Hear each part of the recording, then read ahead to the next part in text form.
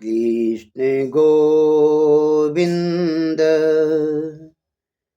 हरि मुरारी, हे नाथ नारायण वासुदेव। श्री गुरुवे नमः। श्री सारस्वत्यै नमः। जय जय श्री राधे। आइए चलते श्रीमद् भागवत महापुराण के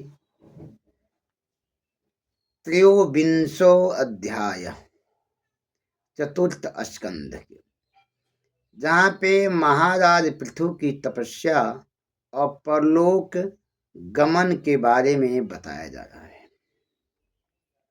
मैत्रेय जी कहते हैं, विदुर जी, जब पृथु ने देखा कि मैं बूढ़ा हो गया हूँ, तब उन्होंने मंत्रियों के परामर्श से अपने पुत्र विजिता सौ को राज का कार्यभार सौंप दिया।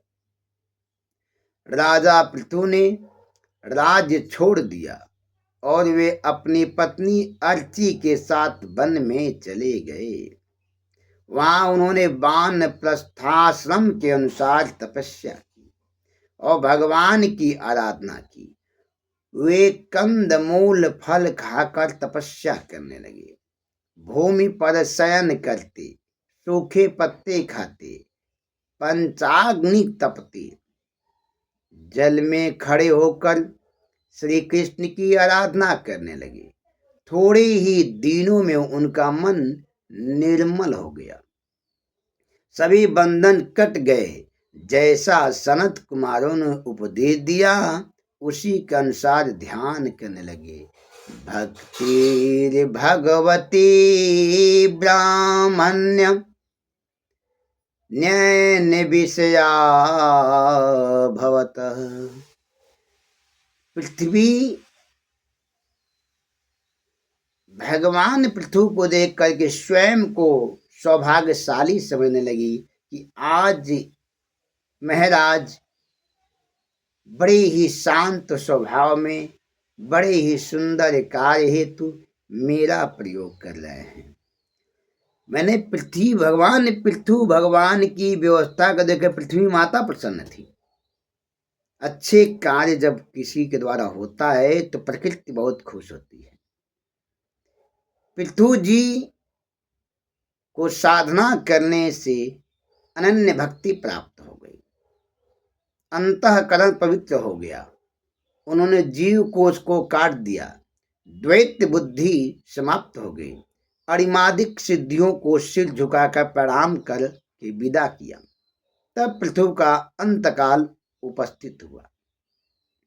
तब उन्होंने अपने को पर ब्रह्म परमात्मा से एक करके योगाभ्यास की रीति से अपना लय किया। विषय को इंद्रियों में, मन को अहंकार में, अहंकार को महतत्व में, महतत्व को माया में और शुद्ध ब्रह्म में स्थित करके शरीर को त्याग दिया। पत्नी अर्ची बड़ी सुकुमारी थी, फिर भी उनकी सेवा करती रही। जब उन्होंने देखा कि पति का शरीर छूट गया, तब उन्होंने चिता जलाई। जल में स्नान कर पति देव के चरणों का स्मरण कर पति के साथ ही अग्नि में प्रवेश किया। स्वर्ग की देवियां प्रशंसा करने लगी। अर्ची दिव्य शरीर से विमान में बैठकर अपने पति के पीछे वैकुंठ धाम चली गई। कारण क्या है? आज के परिवेश में लोग अन्य लोगों के कारण अपने ही परिवार में विद्रोह कर रहे हैं। सबसे प्रथम कार्य है, आप जहां बसो तहां सुंदर देशु, जो प्रतिपालक वही नरेशु। आप जहां रह रहे हैं वही आपका सब कुछ है।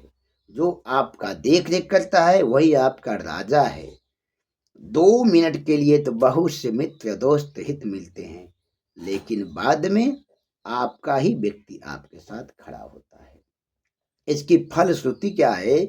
श्रीमद् भागवत के चतुर्थ स्कंद के त्रयोविंशो अध्याय यानी कि 23वें अध्याय में चतुर्थ स्कंद का फलश्रुति क्या है, ये देखिए।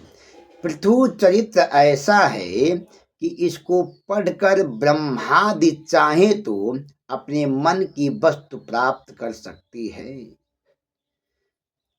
इससे ब्राह्मण को ब्रह्मतेज, क्षत्रिय को पृथ्वीपति हो जाता है। इस चरित्र का 3 बार श्रवण करने से मनुष्य का परम कल्याण हो जाता है। पृथु चरित्र इतने अच्छे हैं, पृथु चरित्र सुनना चाहिए। पृथु चरित्र जहाँ भी हो श्रीमद् भागवत महापुराण पहुँच कर मनन करना चाहिए, सुनना करना चाहिए। अपने शरीर को परमात्मा के अधीन करना चाहिए, क्योंकि वह परम पिता परमेश्वर है, वह जगदीश्वर है।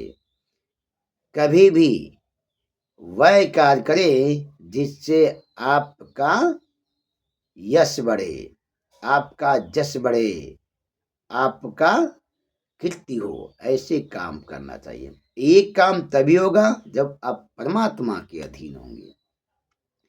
अनुदीन मेरा मादरे न सोवन पृथु चरितम प्रथयन विमुक्त संगा भगवती भाव सिंधु पोत पादे सच निपुणम लभते रहति मनुष्यम निपुणम लभते रहति मनुष्य।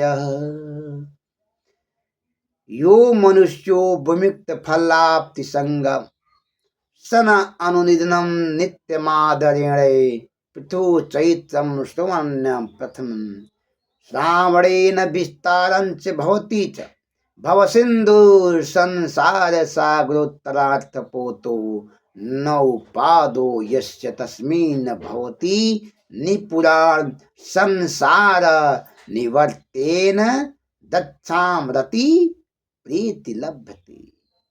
जो पुरुष इस पृथु चरित्र को प्रतिदिन आदर पूर्वक निष्काम भाव से सुनता है, उसका जिनके चरण संसार सागर को पार करने के नौका के समान है, उन श्री हरि में सुदृढ़ अनुराग हो जाता है। जय जय श्री राधे राधे राधे। श्री कृष्ण गोविंद हरि मुरारी हे नाथ नारायण वासुदेव।